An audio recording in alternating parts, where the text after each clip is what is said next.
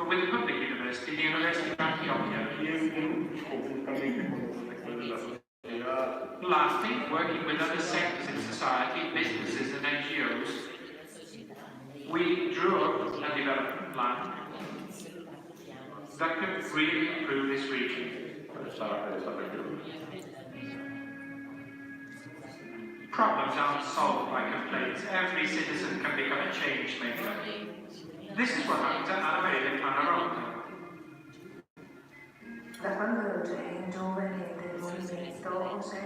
Since I was a young person in the movement, I've always remembered that Chiara asked us to die for our own people, and it's always been natural for me to get involved with problem issues, especially the local ones.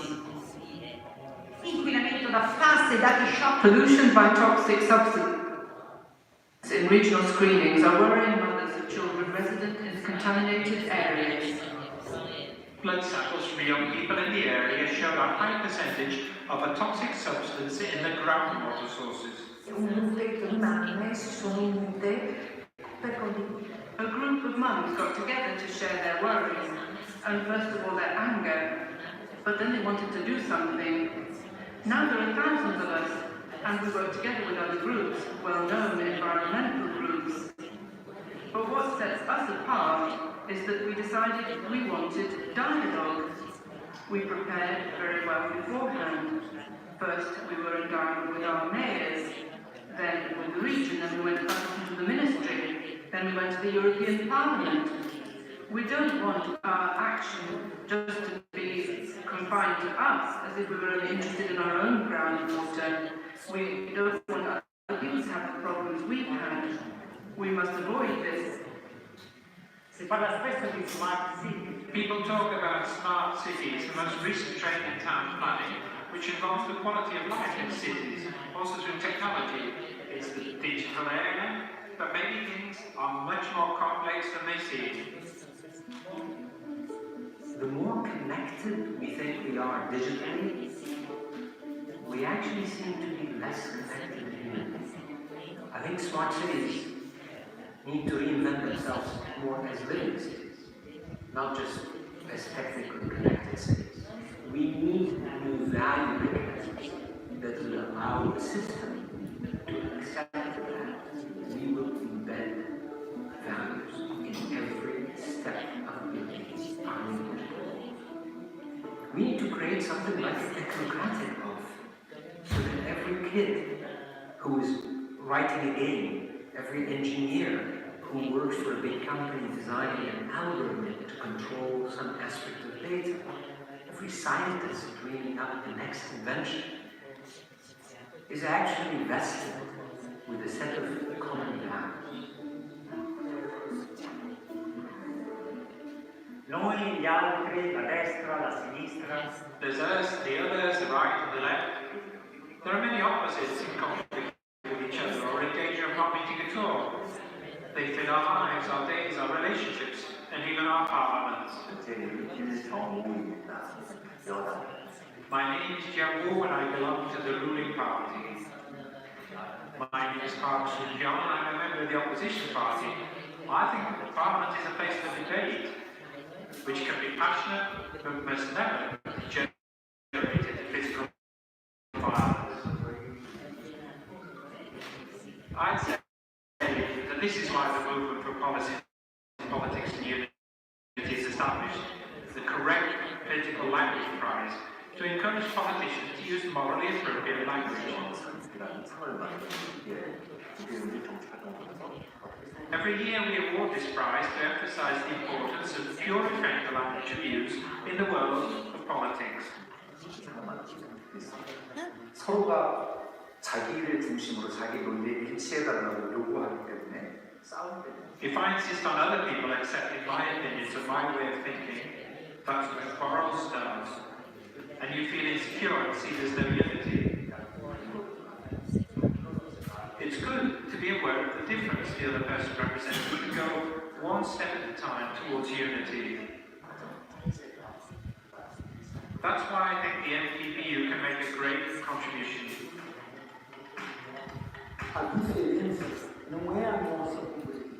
Differences don't make us poor, Our differences become our enrichment. Democracy presupposes dialogue. So when we enable dialogue, each of us makes a contribution. A base é a tolerância, o entendimento. Eu sempre fui muito combativo. The foundation is tolerance and understanding. I've always been a fighter. I was always hard and categorical about things. When I heard Chiara Lubich talk about Jesus the Saviour, I understood. I have to forgive my enemy, my adversary, my goodness, that's difficult. But that day was a turning point for me. The burden left me, and I felt free. En el mundo moderno, la palabra espiritualidad se vació de contenido. Nowadays, the word spirituality has lost its meaning and often simply means avoiding reality, being virtuous enough to control your feelings and emotions. However, spirituality is about relationships. If we were to define it in modern political terms, spirituality is the people, the city, because it's about people in relation to each other, linked with one another, and to life itself. CoGovernance è un percorso. Co-governance is a journey, it's not a meeting. It's a great idea and the outcome of a huge amount of work by many people. The event ended with the formulation of a pact for a new governance. The text, however, is not set in stone. It's rather an encouragement to get involved, to build, to network.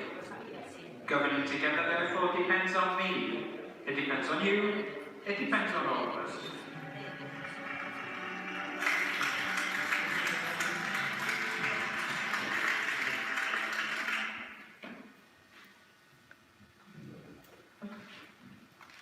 We can sit there with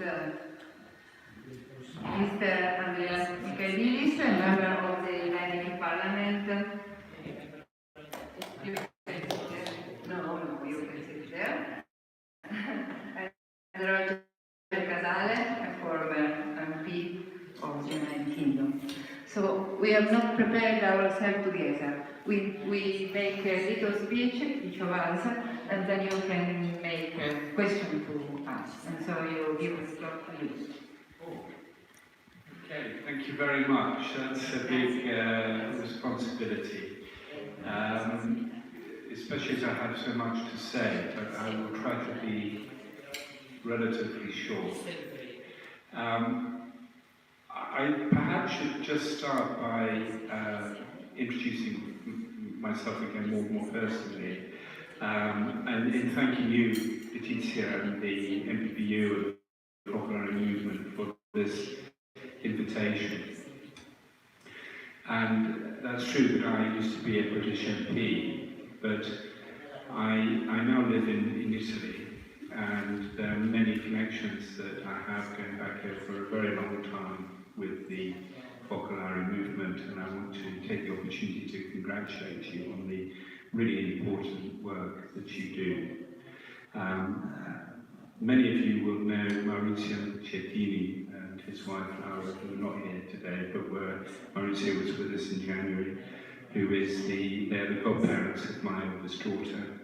And so we've always felt very close to the Focolare movement as a family. And I think there are many connections between the work that I'm doing with New Europeans that Letizia mentioned and the mission of the Focolare movement, and I look forward to exploring those today. When I was thinking about my opening remarks, if I'm speaking too quickly, just put your hand up. Yeah? Okay. As I was coming here today, I drove here from Tuscany. I left early this morning, and I was thinking about what I would say to you to start our conversation. And I thought there are three things that I want to say, and they all have a common theme, which is that I'm very, very happy to be here. I'm very happy to be in this place because I know its significance for Chiara Lubich and for the Focolare movement. And you know, when you come to the mountain the air is very good, and the visibility is very good. I live in Maremma, those of you who know Italy, southwest of Tuscany, in the hills. But as I left this morning, I came down into the valley, and it was full of nebbia, it was full of fog. And I thought this is an interesting contrast between the fogginess of the valley and the clear air and the visibility of the mountains. And so for a few days, and some of you have been here for longer, we have this wonderful opportunity to be in the mountains and to see clearly. But most of the time, we are not living in the mountains. Most of the time, we're living in the valleys, full of stress, full of life's problems that we carry with us every day. And it's harder to see clearly. So I think one of the great things about coming here is you have an opportunity for a few days to see clearly. And I think what I take back is to think, how do we go from the valley to the mountain? And how do we help others to go from the valley and the mountain, the valley often full of fog, to the mountain where the air is clear and where we breathe the air of freedom. So that was my first reflection, so happy to be in the mountain. And actually when I got to my room today, I found a very nice welcoming note from Letizia, and I read the notes about Chiara Lubich, and the first event I think was in 1949, is that right? And so I was thinking to myself, is there some deeper meaning as to why we're meeting in the mountains? And of course, sure enough, Chiara Lubich, in her quote in this statement, says, no, it's to do with the mystery. It's a mysterious experience that you can have. The seed of something will be planted. And I hope that that's what has happened in the last 4 weeks here, that you can have new inspirations that come from being here. The second thing I wanted to just say was, I'm happy to be here this year, 2019. I have to be in this place, on the mountain, and I have to be here with you in 2019, because just reflect for a moment with me. In 1959, I think you had the first really big Marianas, is that right? With 12,000 people. 1959, 60 years ago. I think you've been celebrating that a little bit. Perhaps I got that wrong, but go forward 30 years, 1989, the fall of the Berlin Wall. And another 30 years, 2019, today. Now, I think that in 1959, we didn't have Europe. The movement for unity is a movement for unity in Europe and between Europe and the rest of the world, as I understand it. And we are so much further advanced in that movement than we were 30 years ago when the Berlin Wall came down, or 60 years ago when we had the first Marianas. And none of what has happened in the meantime, as we look back, has happened by chance. It has all happened because it was somebody's will, perhaps God's will, certainly the will of many actors and agents. In the 1950s and 60s, the actors were statesmen, De Gasperi, Schuman, others who built the Europe of nations, so there could be peace in Europe, which is with us today. In 1989, it was a big movement in civil society. I was invited on the 4th of June to Gdansk. I couldn't go in the end, but for the extraordinary celebration of 30 years of the liberation of the Gdansk shipyard and then later the fall of the Berlin Wall, which we will celebrate later this year. And out of that process came the next phase of European development, the creation of the single market, the arrival of the single currency, the creation of what I sometimes call Europe 2, Europe 1, the Europe of nations, Europe 2, the Europe of markets, and the Europe of money. And Europe 1 is not contested, but Europe 2 is contested, because too many people are left out of Europe 2, feel left out of Europe 2. But let's leave that for your questions. What I want to talk to you about is Europe 3. And the Europe 3, I think, is the Europe that is starting today. It could be starting in this room, here today, starting all around us 30 years on from the fall of the Berlin Wall. Because what I'm talking about is the Europe of the citizens, not the Europe of markets and money, or the Europe of nations, important though those are. Important though those are. I'm talking about the Europe of the citizens. That's you and me. And we need the Europe of the citizens because if the European project that we have built up over the last 60 years, and that was definitely there, I am quite sure, in the hearts and minds of the people who, as a vision of the people who met in Mariapolis in 1959 in Donegal. If we are to have a Europe that is resilient and sustainable, we must have more democracy in Europe. We must have more participation in Europe. We must hear more from the citizens in Europe. We need co-governance in Europe. So when Letizia talks about co-governance, for me, this is participation. For me, this is working together around our shared values for a common future. And not only is it important, I think it's absolutely central to what happens next, to the next phase of European development. And so it's very exciting to be here with you, to be at the start of that next phase of the European journey. And I think it's as exciting as it must have been in 1959, before the European institutions had been created. The Europe of the citizens for me is a more democratic Europe, a Europe where our rights, a Europe of human rights, of equality, and we are at the start of that journey. We have the Europe of nations, we have the Europe of markets and money, but we do not have the Europe of the citizens. But we will have the Europe of the citizens, and we will have it because it will be built by us, the citizens. And it will be driven, not just by the statesmen or by companies or others, but by us, through our vision. And that brings me to my last point. It's lovely to be in this place with you at this time, this year. But I know that when I drive back to Tuscany, it will not just be the time and the place, it will also be the experience that I've had with you that will stay with me. And the happy memory of being here and of our discussions and of making many new friends. And the other thing that really struck me about the video, and I'm going to finish at this point, and with the CoGovernance conference in January, and everything that I have experienced with the Focolari movement, is if you are concerned, as I am, and I'm sure and all of us are, with the process of change in our communities and in our society, where does change come from? Where does it start? And I think all of us in this room know the answer to that. It starts in here, doesn't it?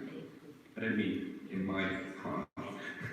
Well, I do mean in my heart, but it was very nice when Marco said, we have some important people here today, but I thought, you know what?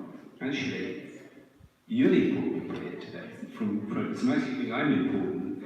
From where I'm sitting, you're the important people. We are all the important people. Because what I want to see is change.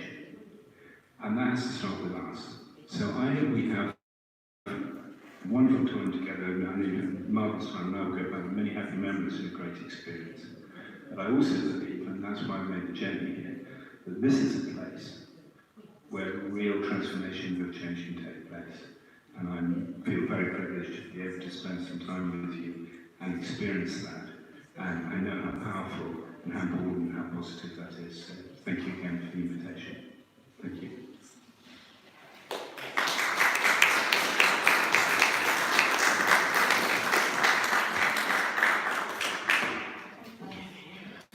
Dear friends, I'm coming from Greece, and in ancient Greece was a city-state, which was named Sparta. So Spartans, the inhabitants of the citizens of Sparta, used to speak very short. Used to speak shortly. So in Greece we say that speaking like Spartans, speaking shortly, is like to speak is the same as to speak as philosophers. So allow me to speak like philosopher, to be very short in my greeting address to you. It is with great pleasure that we are here today at the gathering of the European Mariapolis in Italy's Dolomites, an area of historical significance and symbolism for our focolare friends, and the movement for politics and policy for unity and the EU. This is the place where 60 years ago, the founder of Focolare movement, the late Chiara Lubich, acted, and where the movement aiming at unity